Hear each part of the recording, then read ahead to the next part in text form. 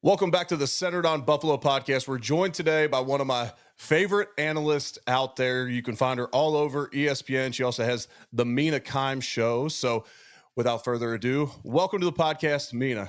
Hey, thank you so much for having me. As I said to you before we hopped on here, I am just so excited to talk Bills this week. I mean, any week I'm excited to talk Bills, but oh my God, this week, this game, I just feel like it's impossible to overhype what awaits us. No, I agree. And I think this is likely the two best teams in the NFL left. You got the two, top MVP candidates. There's a lot going into that, and we'll get to that in just a couple minutes. But first, was there anything from last weekend that really surprised you throughout the NFL? I would say two things probably surprised me. Herbert melting down the way Yeah. he did. I know a lot of folks have given him grief for that one. I thought that one would be closer because the other, games I didn't think, except for Vikings Rams, which is the other thing that surprised me. Probably, I think we all expected them to play out the way they did, but I thought the Chargers game would be a lot closer than what it was. I agree. I just thought Greg Roman, very experienced offensive coordinator, John Harbaugh, they did such a good job all year of protecting Herbert. Now, I understand you get down 2 scores, you have to put the ball in his hands and make him make plays. And that's what Houston was able to do. But, you throw more interceptions in one game than you did the entire season. That's obviously going to be a surprising stat. And then I got to see the Bills, or I got to see this Rams team out in LA play against the Bills right when their O-line was starting to get healthy. Yeah. And Cooper and Nakua both got healthy. The defense was coming alive. They have so many young guys. They were coming into their own. And yes, the Bills got beat out there. So you're always going to think, wow, that team looked really good on that day. But I just feel like they could surprise some people. And they have that, that 2009 Saints team during Katrina rally for LA going right now. And obviously the Chargers didn't hold up their end, but Yeah. I feel like the Rams could really be pushing for that. I think the Rams defense would be the other thing that surprised me the most, right? Because we know with Matthew Stafford, like he is capable of playing as good as any quarterback in football on any given day in that offense as well. But the defense, I didn't know that they had that in them, right? I Right. think it's a young unit. Obviously, pass rush that the 4-man rush has been impressive all year long with the rookie Jared Verse. But I thought the defensive game plan and the way that they executed against Kevin O'Connell's offense, that was probably the other thing that surprised me the most this weekend. Yeah, absolutely. Yeah, they did not have answers, and we have not seen that from the Vikings outside of maybe the last game against Detroit. All right, so jumping into Bills stuff for this podcast, Bills Broncos last weekend. Do you have any lasting thoughts coming out of that game? Uh, just physical domination is how Yeah, I would describe it. I mean, I think, I thought the Bills would win, but this Broncos defense was really good during the season, right? Like, number one defense, I think, in EPA per play, a lot of yep. metrics. They're really getting after quarterbacks. The ability to play man coverage on the back end all year long was their hallmark. But I think what I personally underestimated a little bit was the ability of this Bills offense under Joe Brady to look at them and say, oh, you got these like really fast pass rushers, but they're kind of light. We're just going to put a bunch of gigantic dudes on the field and bully you into submission. That I think was what just stuck with me the most watching this, and it's why this next game is going to be so fun. All year long, we've been talking about the Bills' use of 6 offensive linemen. As the year went on, they started using their fullback Reggie Gilliam more. But that to see all that kind of come together in such a dramatic fashion, that was my big takeaway. And it's obviously been a change in identity with this offense over the last few years. Yeah, the Bills haven't run for over 200 yards in a playoff game in almost 20 years. And so, a rare feat to do, especially when the games get colder. And it was, I'll say it was nice weather last weekend, like 32 and sunny. That's nice this time of year. But to be able to, when teams start to know that you want to run the football and you still can't stop somebody, that is, like you said, physical domination. They get Alec Anderson out there. They run almost double the amount of the second place team in the NFL of usage of 6-0 linemen. He's an absolute tone setter. And then this Reggie Gilliam package, I almost thought they put it in against the Patriots and the Jets. Like, hey, we're just going to give you something to see on film. Now you have to prepare for it in the playoffs. And then they busted out a ton against the Broncos. One of the biggest plays of the game, obviously, was that long pass to Ty Johnson. When you saw it live, and before they announced, like afterwards, yes, it's a touchdown when they replayed it. Did you think he was in or not? I thought maybe, yeah. You know what was so crazy about that play, Eric? Is the 4th and 1, right? So you're seeing it on the broadcast angle from Josh. You see the quarterback. Yep. So it's Josh Allen. So any other quarterback outside of like maybe 3 or 4 guys, I'm like, this is dead in the water. But it's Josh Allen. He's running around back there, and I'm like, this has a good chance of something happening. But I don't know who's on the receiving end of it. For Ty Johnson, a running back, to make that kind of catch with that kind of body aware, like control, staying in bounds. I mean, I know he's been on the end of like some of those plays all year, but like I, I hate to downplay the Josh Allen side, but like that's who Josh Allen is. That Right. was one of the most impressive plays, not just of the entire weekend, but honestly of the entire season to me from Ty Johnson. Yeah, and as I'm calling it, Josh has the first down if he just runs for it initially. He broke contain. He can pick up 2 yards minimum to go extend this drive. You're up a score right now, no big deal. And instead, he goes for it all, and that's what he does. And you live and die by Josh. And generally, it works out, and it paid off again. But yeah, he makes it fun to call their games each week. I can promise you that. So last week you had Lane Johnson on your podcast. Really awesome. You have an O lineman on the podcast. Love that. And he talked about Spencer Brown, the Bills' right tackle, being maybe Yeah. the most underrated offensive lineman in the league. What I thought was really cool about that is the Bills do not play the NFC East this year, so we have very few common opponents, and obviously in different conferences. So, as an offensive lineman throughout the season, we're not just randomly turning on tape of different teams to go check out their guys. I mean, it's just that's not what we do. But the fact that I guess the Bills playing primetime enough where he's seen him out there. But I thought that was really awesome that he honored him in that way. What have you seen from Spencer Brown? Because I saw on X that you were putting some clips out there this week from him. Just the movement ability is what strikes me. And yeah, I mean, I hope Brown hears that because honestly, getting praise from like Lane Johnson is I think pretty sick. I think the same.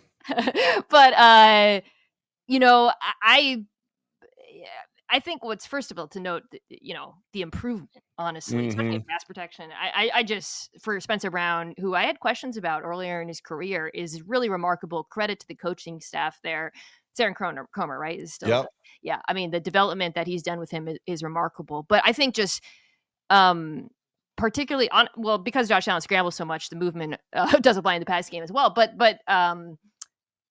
the way they use him pulling and his movement ability at his size is just what stands out to me, and it's a big part of why this Bills run game, which asks his tackles to pull so much, is one of my favorite to watch in the entire NFL right now because they do everything, and you saw that certainly on display this last week, and everybody pulls at a high level. But Brown, I think, has quietly become one of the best pulling right tackles in the entire league, and that's pretty damn cool. Let's take a moment to hear from one of our sponsors, and that's Dano's Seasoning. If you have not checked out the collabs we did, you can find them on social media. Dano's Seasoning accounts, my Ewood 70 accounts. The wings we made were absolutely fire. Check them out. I know they're not fried, they're smoked. You got to use the marinade and use the seasonings we used. And then also that queso dip, it's blowing up. Tons of people are giving great feedback that have already tried it. Go check those out. Get you some Danos at danoseasoning.com or a retailer near you. Yum, yum, get you some. So Aaron Cromer, former coach of mine, so generally catch up with him before games. And last year they kind of made this tackle pull play famous. Generally, you don't have enough time. Like if a tackle pulls, generally it's a toss crack to the same side. For those listening out there that aren't familiar, pulling a tackle across the formation is pretty rare. You have to have an elite athlete to be able to get there in time for the play to Yeah. actually develop in time that the running back can hit it because otherwise everyone's going to be downhill. The Bills started doing it last year because the tackles could get there faster than their two guards could last year. Connor McGovern now playing center and Osiris Torrance, the rookie, who is listed about 350, and he might be closer to 370 than he is 350. And so they started pulling these tackles, and it's such a rare deal, but it's fun to watch. And yes, the way that Cromer's developed him has been remarkable. You know, a guy that comes out of Northern Iowa was a third round draft pick. The Bills take a chance. He didn't even play football because of COVID the year before. Then he has a back surgery after his first offseason, and now he's built himself into one of the best right tackles in the game. We talked before the season, and he asked me if he should sign a contract with the Bills or if he should take a chance. Like, not that I'm his agent, just wondering my thoughts. And I said, I re-signed with the Bills early twice, and I just like not taking the risk. Looking back on the way he's played this year, the risk probably would have been worth it. But you never know if you're going to stay healthy. This is a guy that had a back deal and a number of other injuries. So I felt like that was solid advice in that moment, even though I probably cost him a few dollars now. I But mean, I just love this Bills offensive line so much, and I hope they get the credit that they deserve. I mean, it's funny because these are 2 dominant run games coming head to, and the Ravens offensive line has really improved as the year goes mhm. along. But watching these 2 rushing performances last weekend, with the Ravens, it was option football. That's why, like, it was just literally eye manipulation, and obviously Allen is as much of a rushing threat as Lamar in certain ways, in different ways. But with the Bills, it was a bit of a contrast to me, Eric, because I kept going back to the word physical domination, but it was literally just consistently winning at the point of attack, and it was bully ball. I mean, that's what it was. It was bully ball. Yeah, it was. Yeah, it wasn't the hey, read option with Yeah. Josh. It wasn't the design quarterback runs. There was maybe one or two throughout the entire game to Josh. It wasn't one of those types of games where you look at the scoreboard at the end of the day. The Bills had 180 rushing yards and Josh stole 75 of them on quarterback scrambles and whatnot. It wasn't that type of day. All right. So we've mentioned the Ravens throughout, and you just mentioned their run game, their offensive line. They're getting it done in the pass game too. And this is one of those games. I mean, the over-under's at like 51 and a half right now. You're going to have to put up points to beat this Ravens team. But in slowing down this offense, how have you seen teams do it throughout the year that have been able to somewhat slow them down? Yeah, there were a couple weird games earlier in the season. The Steelers' first game against them, it to Yep. me is sort of the benchmark for slowing them down. Um, and some of that, ultimately, every bad Ravens offensive game kind of looks the same, to be honest. It ends up with the Ravens cannily beating themselves a lot with penalties and getting behind and not being able to run the football. And then Lamar Jackson pushing, like just pressing. Usually in those games, this is something I've noticed over the course of his career. It was the case against Pittsburgh, and I think the Ravens and Browns were the other 2 games. Very high average depth of target, not just taking what's giving to him. They end up not using play action as much. So that's the kind of game script you want to get in if you're Buffalo. But you got to be able to stop the run on early downs. Either they're killing themselves the way I just described, or you have to find a way to stop them so that you can get him into those third and longs. Easier said than done, right? Of course, the obvious benefit this time is there's no longer a couple of backup linebackers there. Taron Johnson is back, but it's still a load. Those linebackers. It's good to see Matt Milano looking a little bit more healthy Yep. too. I mean, it just comes down to the linebackers against Baltimore so often, and it's going to be has to be kind of the game of their lives, to be honest. Yeah, I agree. And it's those two linebackers. I think the Bills have to get in base defense. They play the highest percentage of nickel or dime personnel in the entire league. Dorian Williams has so much experience in filling in for Matt Milano, very physical player. I just feel like yes, you want to stick to your guns. And Taron Johnson may be the best player on this entire defense, but he's 205 pounds. You have a 300-pound fullback, and you have a 250-pound running back. At some point, you just got to get a little bit bigger out there. And maybe Cole Bishop in at safety at times for DeMar Hamlin, who's much more physical and played in the box a ton at Utah and has some experience this year in filling in for DeMar and Rapp when he's been hurt. Yeah, and by the way, we were talking about the Bills' 6 offensive linemen. The Ravens used 6 offensive linemen a few times this weekend, which is not really. I think Josh Jones is their sixth guy. That felt like a little bit of a preview because I think they're going to get very big and very heavy against this Bills team. And like you said, and then of course, when you get into base, it's like, okay, well, they're going to play action you. So you really got to watch out for those tight ends in this one, working over the middle of the field. 8-degree weather. I'm not sure on wind right now, so it could be a big. Glad I'm not there. I'm glad I'm not on the sideline. I'll say that for this one. Real quick on this Baltimore Pittsburgh game. I know that you can show clips and really manipulate anything to show what you want, but I almost felt it throughout the game as well. Did Pittsburgh's effort on defense look down to you, especially for a playoff game? Yeah, I felt that way a little bit, Eric, and I felt like early on they came in with the plan to stop Lamar in the run game. I talked about this a little bit on my podcast with Dominic Foxworth today, but it was very obvious they were going to crash Derrick Henry and then just ask either the linebacker to scrape on a Lamar or ask Minka Fitzpatrick to fill. And then when Lamar beat them so consistently on that first drive, he carried the football more in this first quarter of this game than he has all season long. It felt like they were just like after that, it was like whatever we guessed were wrong. And I read afterwards that the Patrick Queen was sick in this one, and he had a rough go of it. Well, that would make sense because Yeah, he might be the biggest culprit. He didn't even look good, like getting into his defensive alignment. Like he looked lazy there. it was definitely not a game to remember for him. And again, that's always the case. These Ravens team, same thing with the Bills team. If your linebackers aren't up for it, you're gonna have a long day. I'll be interested in seeing because last time these teams played on the flip side, the game script, the Bills weren't just got out of it so quickly they weren't able to run the football the way they have. I'll be interested to see, okay, if that doesn't happen in this one, and I don't think it will, are the Ravens linebackers up to because they just weren't challenged against the Bills offense the way that other teams have been. So is that the matchup that you think that the Bills can attack throughout this one? Well, it's interesting, right? Because you've seen very clearly that teams like to go at Brandon Stevens, who's the Ravens' outside cornerback. Um, the Bills are an interesting team because obviously they don't have a true number one wide receiver, although I Mhm. really like the development of some of the young receivers in this group. But you do want to take some of those shots when they're there. That said, if I'm Buffalo, I'm still thinking through I haven't done my full matchup report for this game, but I do like the idea of getting a little bit heavy and then throwing off of that. Um, because this Ravens defense, there's still a lot of vulnerabilities. They're very improved, obviously, from the beginning of the season, but you have seen them give up big plays still as the year goes along. Yeah, for sure. All right. So looking at these two quarterbacks, I believe you went on record and said that Lamar was your choice for We're so MVP. close, Bills fans. Don't get mad at me.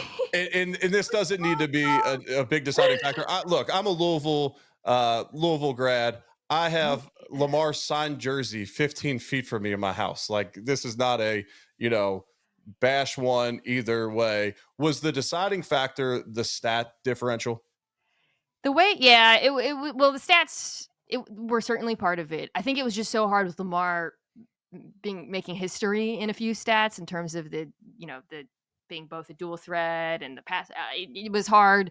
I think the head to head factored in a little bit for me, as well as I mean, they both had big games. Josh's game against the Chiefs was a big factor, but Lamar against the Texans and it played a slightly more difficult slate of defenses. But I think it was just the historic nature of some of the stats that he put up this year, to be honest, that ended up being the deal breaker for me. I did factor into consideration, as many Bills fans have pointed out, Josh's supporting cast. Although I want to say I made this point on X and like I was like the Bills I did like Burrow. I was like, Lamar has the best tight ends and the best back. Although I think James Cook quietly is so slept on. Yep. Bengals obviously have the best receivers, and I wrote the Bills have the best offensive line. And so Bills fans got mad at me, but I was like, they just do. Like Yep. it's and I also think coordinators Munkin and Joe Brady are kind of a wash to me. They're both unbelievable. They've both been unbelievable this year. So it was a dead heat. I think what it doesn't bum me out, but what sucks is like these are two quarterbacks who were in the same draft, who were questioned by a lot of people, Yep. myself with Josh, in that draft, and have just completely changed the game of football. And it just kind of stinks that the fan bases are now murdering each other because it's like, no, like they are my two favorite players to watch in the entire NFL. And yeah, the head to head is just it sucks. It just sucks because they're so close this year. I know it. I know it. And we're not going to make this a big long debate. I've been asked to share my opinions, and it's not important to it. The voting is in. It doesn't necessarily matter anymore. Yeah. And a couple quick ones were weather dictated some stats for Josh, and he played a lot less snaps based upon being out of games and whatnot. And so Yeah. that The weather otherwise is a good point. Yeah. otherwise the stats might have been similar. And it ticked off so many Bills fans last year when Josh had better stats, which you can run down the list of stats and figure, you can play Yeah. that game too. But they gave it to Lamar getting the 1 seed last year, which I respect. And so it's a tough deal too, because you're debating the most valuable player. Like we need to define it. Like, is it the Yeah, best player I on the know. planet? Is it the team that has the most win? It's like it's just Who's doing not the most with the defined super well. least? Yeah. The one I threw out the window was Burrow, which then Bengals fans got mad at me, but I was like, well, obviously, Right. you can't miss the playoffs and be MVP, but also everybody was like, he's doing nothing. He's doing it all. And I was like, excuse me, Josh Allen, Lamar Jackson would gnaw off their pinky toes to throw to Jamar Chase and T. Higgins, guys. Like Right. those guys are unreal. Not to say Joe Burrow didn't have an amazing season, but No, yeah, I'm with you. I'm with you, and I'm from Cincinnati, and in Louisville, we have a lot of Bengals fans, so I catch a lot of grief on that as well. they're All little. right, Mina, Give me your really quick Super Bowl teams representatives from the AFC and NFC. I'm gonna stick with my preseason prediction was Chiefs Lions, and I think I'm gonna stick with that. To be honest, I Okay. know the Lions are so banged up on defense; it Yeah, makes that's me what scares me. nervous. It scares me a lot. One thing I fear for whoever wins, I actually have not decided Bills Ravens. I know that's a cop out, but I need to go through all my stuff. But I fear that there's going to be an emotional hangover, right? Like, because it's going to be such an insane game. And I believe that the two best teams, and then you got to play again, likely Kansas City. We don't Yeah. know. And that kind of worries me, Eric. Does that worry you? Like, even if the Bills win this game, it's like, oh, then you go to Kansas City. It's just, it kind of sucks that it's happening now. It does, and it's likely to be a very physical game Yes. in the That's cold, why and there's just something cold. about playing games in the cold where you see guys get dinged up a little bit more, whether it's head injuries or whatnot. Like last weekend, it wasn't super cold, but we saw multiple head injuries for the Bills, like on, I don't want to say routine plays. The Ray Davis shot was huge, but the Cam Lewis, the Taron Johnson, like those were fairly routine plays. It worries me that either team could come out pretty dinged up from this one as well. Yeah. And yes, there's going to be an emotional high. You have a rest disadvantage as well. It makes it difficult. And then playing at Kansas City in the playoffs is tough. I mean, Spagnuolo, when you cannot communicate on offense because of the noise, and as complex as he is with his blitz schemes, he makes it extremely tough on you. It's almost like his game plans are different when he's coaching at your stadium, knowing that you could communicate. Like, if there's less than 5 seconds on the play clock, he can show you his blitz because you can no longer check to it, because Interesting. when you're at Kansas City, you can't do all the hand signals. Like, you can't make that work. When you're at home, you could do that in 5 seconds. And so it changes the dynamic. They're tough and they're getting healthier, and we'll see what they look like. I mean, Yeah. I've never, sat out 4 weeks of rest, like not injured, and then came back. Like, how does that look early on? I don't know. We'll see. This is a pissed off Texans team too. After Rex Ryan got them all fired up, but Yeah, man, that pass rush is always they were. It was a reminder. Like was you certainly saw this in Buffalo. This was one of the best defenses in the NFL, if not the best, and they can win any game. They can take over football games, particularly obviously, given the Chiefs tackle situation. So I'm yep. not counting them off. I'm not pulling a Rex Ryan here. I do think the Chiefs will win. However, I do think they will. Oh, my man Rex. I had a fun couple years with him in Buffalo, and I miss him. It'll be interesting to see if he gets that Jets job, because then I'll see him a lot more. Mina, thank you for the time. As always, I know this is a super busy time of year for you. Thank you for blessing me and the listeners with your presence. Thank you so much for coming on. Yeah, we're going to preview the game on my pod. It comes out Thursday. So if you want to check it out, it's the Mina Kimes Show featuring Letty. Absolutely. Everyone go check that out. Thank you. Go and check out bluecheesemafia.com, friend of the show, and some of the best gear that you can find for this playoff run for the Bills. Go check them out. I'm generally rocking them weekly. I'm rocking them with me up in Buffalo at the games. Gift one to yourself. Get one for your family members, some buddies, and go to bluecheesemafia.com. Check them out on social media as well.